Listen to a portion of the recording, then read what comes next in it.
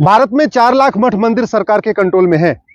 एक भी मजार सरकार के कंट्रोल में नहीं, एक भी दरगाह सरकार के कंट्रोल में नहीं, एक भी मस्जिद सरकार के कंट्रोल में नहीं है, एक भी चर्च सरकार के कंट्रोल में नहीं।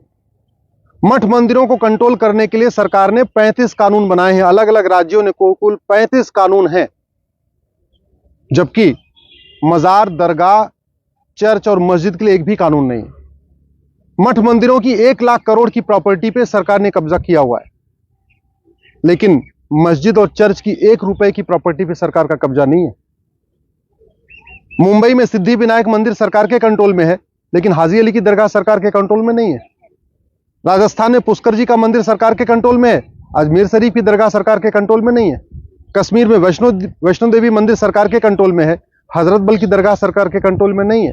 ऐसे पूरे देश में उठा के आप देख लीजिए, जितने प्रमुख मंदिर हैं जहां ज्यादा श्रद्धालु आते हैं, वहां पे हर जगह सरकार ने कंट्रोल किया हुआ है, क्योंकि जो चढ़ावा आता है वो पॉलिटिकल पार्टियों को जाता है, सरकारी कर्मचारियों को जाता है, बाबू उसमें भी लेते हैं, सांसद विधायक मंत्री भी उसमें लेते हैं। इस मंदिर में जो चढ़ावा आता है उससे पॉलिटिकल पार्टियां अपना जो है खर्चा भी चलाती हैं। ये जो मंदिर में एम्प्लॉई होते हैं, यहाँ पॉलिटिकल पार्टियां अपने कार्यकर्ताओं को वहाँ एक एम्प्लॉई बना देती हैं। इसका नतीजा ये है कि वास्तव में जो हमारी धार्मिक स्वतंत्रता है, जो मठ मंदिर हमारे कम्युनिकेशन के सेंटर बनने चाहिए थे, जहाँ पे मठ मंदिरों में हमारे एक गौशाला होनी चाहिए, एक वेदशाला होनी चाहिए, एक गुरुकुल होना चाहिए था, एक यज्ञशाला होनी चाहिए, एक व्यायामशाला होनी चाहिए, वो नहीं बना। केवल और केवल मठ मंदिर एक तरीके से सरकारी लूट के अड्डे बन चुके हैं। हमने उसको सुप्रीम कोर्ट में चैलेंज किया हुआ है और हमने यही कहा है कि जब भारत में एक भी चर्च सरकार के कंट्रोल में नहीं है, एक भी मस्जिद सरकार के कंट्रोल में नहीं है, तो ये सारे मठ मंदिर सरकार के कंट्रोल में क्यों है? इन सारे कानूनों को खत्म करिए। 18 राज्यों ने कुल 35 कानून बनाया हुआ है।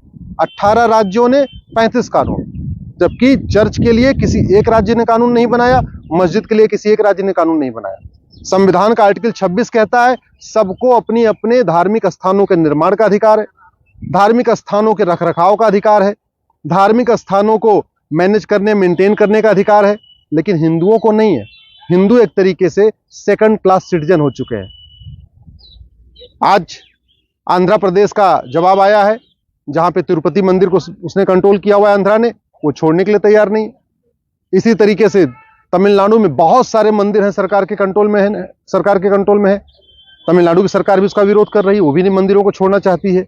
तो सबका निशाना मठ मंदिरों पे है। एक बात जरूर मैं आपको कहना चाहूंगा, ये मठ मंदिर हमारे केवल धार्मिक स्थान नहीं है, केवल आस्था के स्थान नहीं है, ये मठ मंदिर हमारे आध्यात्मिक स्थान है। अगर ये 4 लाख मठ मंदिर सरकार के कंट्रोल से फ्री हो जाए और हर मठ मंदिर में एक गुरुकुल बने, तो 4 लाख नए गुरुकुल बन सकते हैं। 4 लाख मठ मंदिर अगर फ्री हो जाए और हर मठ मंदिर में एक गौशाला बने, तो 4 लाख नई गौशाला बन सकती है। अगर हर मठ मंदिर में एक व्यायामशाला बने, जहां हमारे युवा के व्यायाम करें, तो 4 लाख नई व्यायामशाला बन सकती है। हर मठ मंदिर के पास एक गरीबों के विवाह के लिए केंद्र बन जाए, जहां लोग आके विवाह कर सके, तो 4 लाख नए विवाह घर बन सकते हैं। 4 लाख नई यज्ञशाला बन सकती है, जहां लोग सामूहिक रूप से आके यज्ञ कर सकते हैं। 4 लाख नए वहां पे आपके एक तरीके से बैठने और ध्यान करने का स्थान बन सकता है।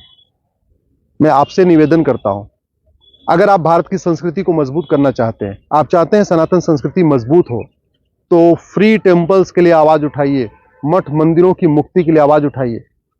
आखिर ये मठ मंदिर हमारे हैं, हमारे पैसे से हैं। वहां जो हम चढ़ावा देते हैं वो सरकार को चढ़ावा नहीं देते।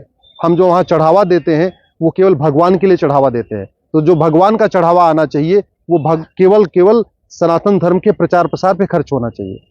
कई सारे ऐसी राज्य सरकारें भी हैं जो मठ मंदिरों से चढ़ावा ले रही हैं और बाद में उसको मदरसों को अनुदान दे रही हैं। कई सारी ऐसी सरकारें हैं जो मठ मंदिरों से चढ़ावा ले रही हैं और मौलवी को वेतन दे रही हैं। कुछ सरकारें ऐसी भी हैं जो मठ मंदिर का चढ़ावा लेके माइनॉरिटी के नाम पे स्कीम चला रही हैं। उसका नतीजा ये हो रहा है कि जहां मुस्लिम्स और क्रिश्चियंस को वजीफा देती हैं, हिंदू को नहीं देती, तो पैसा किसका? हिंदुओं का। और किसको नहीं मिलता? हिंदुओं को। वहां मुस्लिम चढ़ावा नहीं कर देते मठ मंदिर में, क्रिश्चियंस नहीं देते, लेकिन वजीफा उनको मिलता है।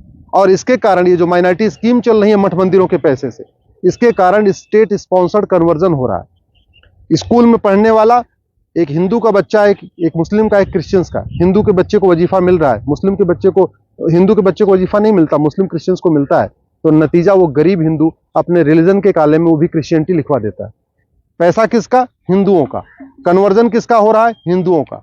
इस तरीके से पूरा का पूरा ये पैसा जो मठ मंदिरों में जा रहा है, ये पूरी तरीके से बर्बाद किया जा रहा है। इसका एक ही तरीका है कि भारत के हिंदू अब मठ मंदिरों में पैसा चढ़ाना ही बंद कर दे, जब तक फ्री ना हो जाए। जब तक मठ मंदिर सरकार के कंट्रोल से मुक्त ना हो जाए, तब तक इस पे चढ़ावा देना बंद कर दे।